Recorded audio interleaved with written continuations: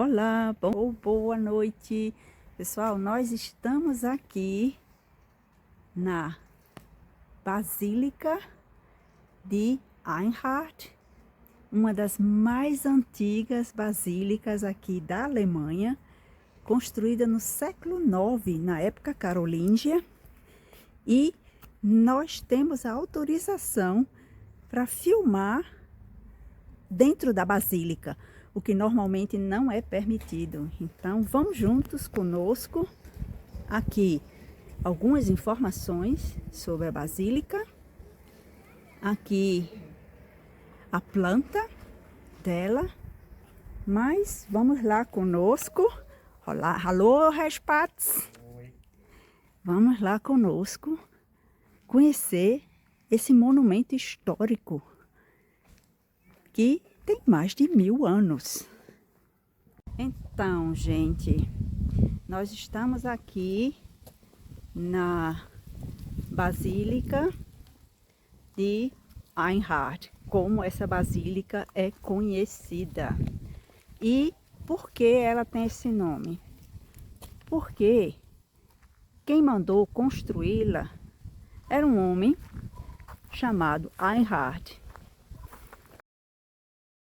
Einhard era um homem que tinha trabalhado durante muitos anos para o imperador Carlos Magno, e por seus serviços ao imperador, ele recebeu do filho de Carlos, Pepino o Piedoso, como a gente conhece na história em português, e o feudo das terras de Michelstadt. Gente, ele recebeu esse feudo, essas terras. Na época, Michelstadt não era ainda cidade. Ainda já tem um vídeo sobre o Michelstadt, né? Se vocês não tinham visto ainda, lá em cima vocês podem. Pois é, exatamente. Bom, bem lembrado, Jürgen, né? O filme sobre a cidade de Michelstadt. Se você ainda não viu, corre lá para dar uma olhada. Tá aqui em cima, em algum lugar. Então, Einhard recebeu, né, essas terras, esse feudo de Michelstadt, e resolveu, para, vamos dizer assim, engrenar um pouco, né, a economia do local, né, ele resolveu construir uma basílica. E o intuito também dessa basílica era de ser o túmulo da esposa dele e dele, quando eles morressem. Mas, como eu disse anteriormente, né, ele teve a brilhante ideia de também tornar essa igreja, o seu futuro túmulo, em um santuário. E o que era, vamos tomar cuidado aqui com as escadarias para a gente não cair. E o que era necessário para que existisse um santuário? Para que existisse um santuário, era necessário que você tivesse relíquias, algum santo, né, de algum mártir.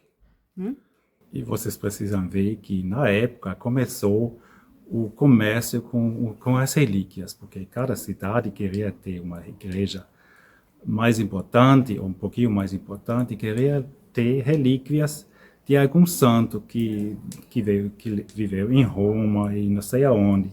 Então começou realmente o comércio com os pezinhos, com os dedinhos, com as cabeças dos santos. E realmente foi um comércio como hoje em dia se vende carro ou coisa, né?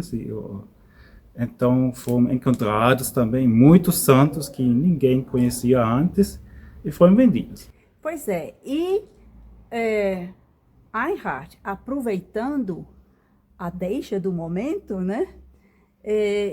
mandou que um escrivão da corte de Carlos Magno, ou no caso do filho dele, fosse até Roma em busca de relíquias de mártires cristãos, para exatamente dar à sua igreja o status de santuário.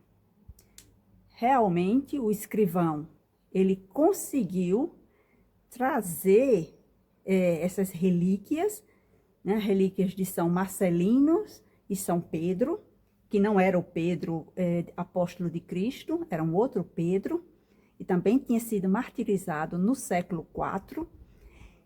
Mas, quando ele colocou essas relíquias aqui, gente, começaram a acontecer fenômenos estranhos, né? O escrivão que tinha ido buscar a relíquia e tudo, começou a ter pesadelos, e também as relíquias começaram a suar algo que parecia santo, ou sangue. Desculpe, sangue. Então, Einhard achou que os santos não estavam se sentindo bem aqui na Basílica e mandou as relíquias para a cidade de Seligenstadt, que, aliás, é a cidade que nós vamos visitar no nosso próximo vídeo, não perca. E também lá ele mandou construir uma basílica, né? E agora a gente vai olhar aqui na parte de baixo da basílica, em catacumbas ou criptas, com o intuito, como eu disse anteriormente, de colocar aqui o túmulo dele e da esposa quando eles morressem. O que não aconteceu, gente, não aconteceu. Mas vocês veem aqui a construção, né, de algumas criptas que também tinham o intuito de que, se a basílica realmente fosse visitada por muitos peregrinos, o que não aconteceu, também seriam trazidos outras relíquias de outros mártires. Mas vejam aqui, gente, a construção.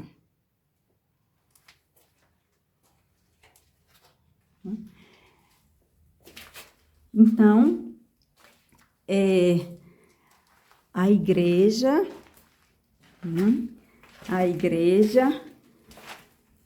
foi construída, como eu disse anteriormente, com o intuito exatamente de chamar os fiéis para virem também a essa região, né?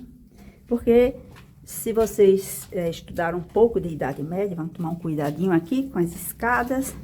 Ainda bem que acendeu a luz, né? Quem tinha um feudo, ele também precisava fazer com que esse feudo funcionasse economicamente. E como o Jürgen disse anteriormente, nada melhor do que você ter uma igreja considerada basílica, considerada santuário, porque as pessoas vinham peregrinar, né? Tipo como a gente tem hoje em Lourdes, Fátima e em outros lugares no mundo, né? E na Alta Idade Média, que era esse período, não era diferente. Ou melhor, era muito mais até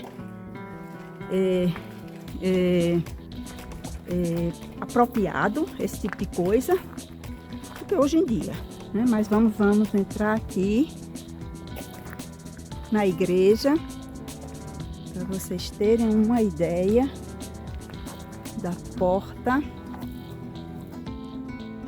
Vale salientar também, gente, que Einhard mandou construir essa igreja né, nos moldes dos prédios romanos. E isso influenciou posteriormente a construção de outras igrejas também nesse estilo. Tanto que, se você estuda um pouco de história, você vai saber que as primeiras igrejas aqui na Europa eram construídas exatamente nesse estilo romano. Depois é que veio o gótico.